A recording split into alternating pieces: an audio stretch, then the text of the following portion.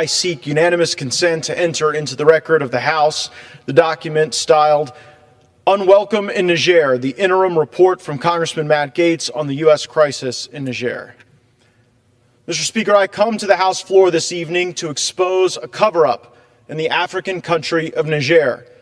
This cover-up exists to conceal the humiliating failures of the Biden administration in Niger, throughout Africa, and throughout the world. You'll learn of the victims of this cover-up, the 1,100 U.S. troops who are currently stationed in Niger, functionally stranded by a Biden administration which cares more about saving face than saving their lives.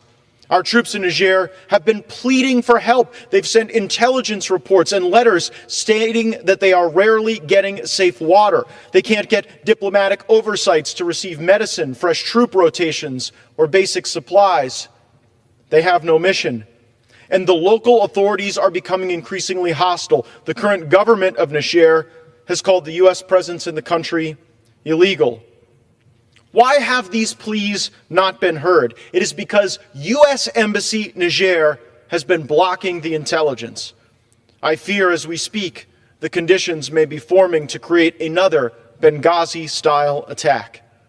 So how did we get here? With 1,100 American troops stuck, thoroughly unwelcome, in a country where we have invested more than $500 million U.S. taxpayer dollars. It all began when Biden and Blinken chose Niger to be the centerpiece of their Africa strategy. Blinken even visited the country in March of last year, saying, quote, "Niger is an extraordinary model, a model of resilience, a model of democracy, a model of cooperation." What a difference a year makes. Just a year and a day after those remarks, the democratically elected government of Niger was replaced by a military coup. And the United States military literally trained the coup leaders. I asked General Langley, who runs AFRICOM, why this happened, why so many coup leaders are trained by our service members, and he said, well, Congressman, training people to overthrow their democratically elected governments is not in our curriculum. But the results are staggering and embarrassing. In Guinea, Mali, Niger, Burkina Faso, and other countries, there were coups, and in each of those coups there was one common element: U.S. training for the coup leaders. Now, the coup government currently in charge of Niger wouldn't even meet with General Langley when he went to talk about our base. The Prime Minister literally slammed the door in his face. You'd think if we trained you to overthrow your democratically elected government, we could at least get a meeting. But instead of a burgeoning pro-U.S. sentiment, we now have the coup leaders we trained turning to Russia as their preferred security partner. So where does that leave our 1,100 troops, our Americans? I did not serve in the military. I represent a military community, and I hear that these senior enlisted service members at a U.S. installation abroad, they're a big deal. They're kind of like the mayor of the installation. And the senior enlisted service member at Air Base 101 in Niger wrote a letter to Congressman Dusty Johnson. Mr. Speaker, I seek unanimous consent to enter this letter into the record. Dear Congressman Johnson, I am writing to express my deep concern regarding the actions taken by U.S. Embassy Niger, particularly involving the Ambassador Kathleen A. Fitzgibbon.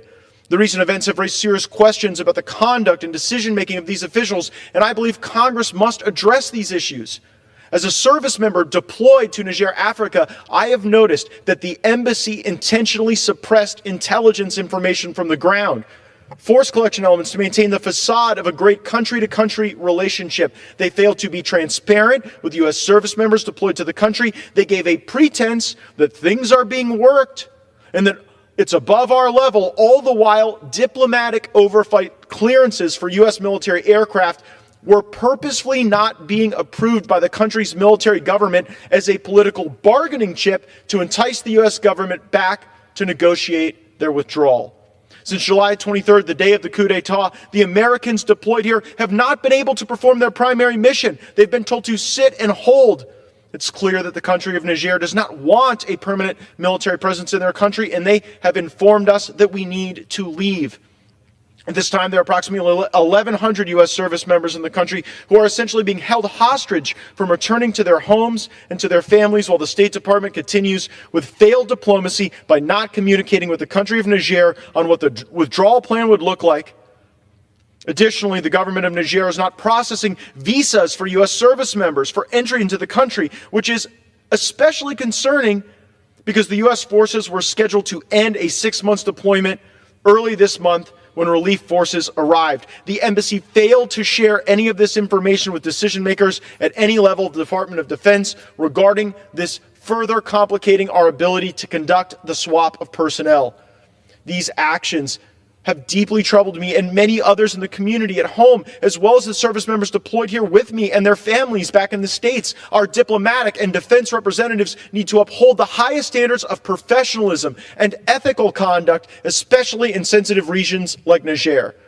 The actions taken by the embassy officials not only reflect poorly on the United States, but also have potential implications for our bilateral relations with other partner nations and the safety of our personnel in this region.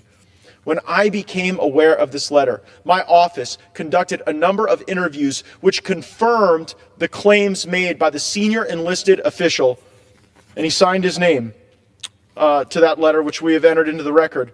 And we've done those investigations. We've learned that the top public health official says that in the month of May, they are going to run out of medicine in Niger. And it's worse than that. Our partner countries, Italy and Germany, you would think they would help us facilitate medicine and supplies, but they won't even help transport needed materiel to our service members because they're worried about being expelled from the country. And if that isn't worse, the fact that we've got Russia as the preferred security partner now means there are Russians behind the wire at Air Base 101.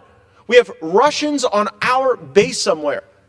That would never happen. But the only reason it's happening is because Blinken and Biden are humiliated that their plan failed, that they poured $500 million into this country where now we're being thrown out by the scruff of our neck. Well, Joe Biden and Tony Blinken's failures should not have to be visited on the 1,100 service members there who are there fighting for us, wanting to do patriotic duty, and are being held hostage, and they are being stranded. And I will fight for them, and I will fight against this administration that would use our service members as pawns because they can't get their act together.